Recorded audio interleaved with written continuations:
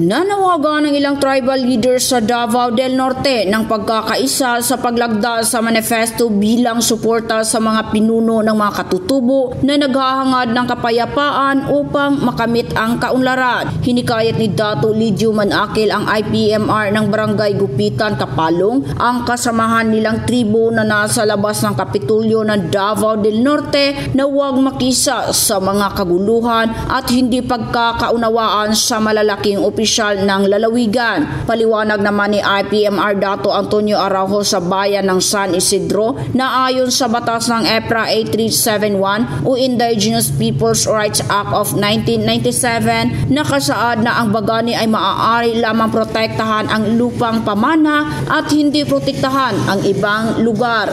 Dagdag pa ng tribal leader kung sino ang kasalukuyang nakaupo bilang opisyal ay siyang kanilang susuportahan. Samantala, nanawagan din ang pinuno ng bagayan sa buong lalawigan na si Dato' Ongking Mansuluon sa mga tanggapan ng NCIP at DILG na bigyang pansin ang kanilang mga kapatid na tribo na laging nasa Kapitulyo nang hindi alam ang kanilang mga layunin at hangarin sa halip na nasa kanilang mga tahanan sa kabundukan at namumuhay ng payapa. Sa paglagda sa manifesto, umaasa sila sa pagkakaisa para mapangalagaan ang kanilang kultura at pamana sa lupa. Mula dito sa Davao del Norte, Judith Naparang Chavez para sa Radyo Alternatibo Balita Nationwide.